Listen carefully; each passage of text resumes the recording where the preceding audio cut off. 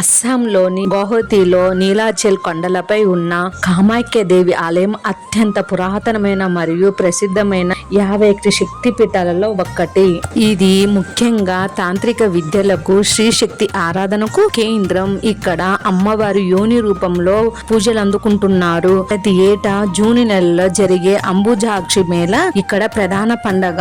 శివుని సతీమణి సతీదేవి యొక్క యోని భాగం ఇక్కడ పడిందని నమ్ముతారు. అందుకే దీనిని ప్రధాన శక్తి పీఠంగా భావిస్తారు. కామాఖ్య దేవి కామేశ్వరి. ఈమె కోరికలను తీర్చే తల్లిగా ప్రసిద్ధి చెందింది. అంబుజాచి మేళ జూన్ సుమారు 21-25లో దేవికి ఋతుస్రావం అవుతుందని నమ్మి ఆలయాన్ని 3 రోజుల పాటు మూసివేసి 4వ రోజు తెరుస్తారు. ఇది ప్రత్యేకమైన శైలిలో నిర్మించబడింది. ఇక్కడ మూర్తికి బదులుగా ఒక సహసి సిద్ధమైన శిలా యోని ఆకారం ఉంటుంది. దీనిని నీటి బుర్గ నిరంతరం తడిచి ఉంటుంది.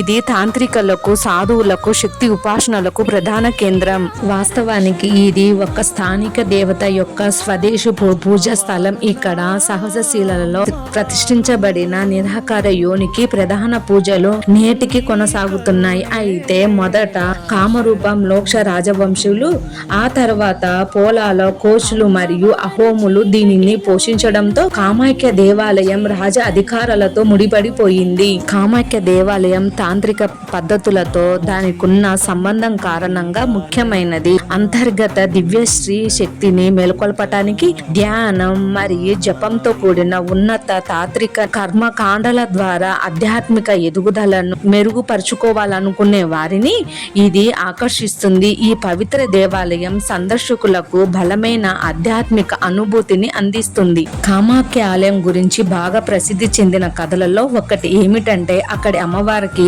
సంవత్సరానికి ఒకసారి ఋతుస్రావం అవుతుంది.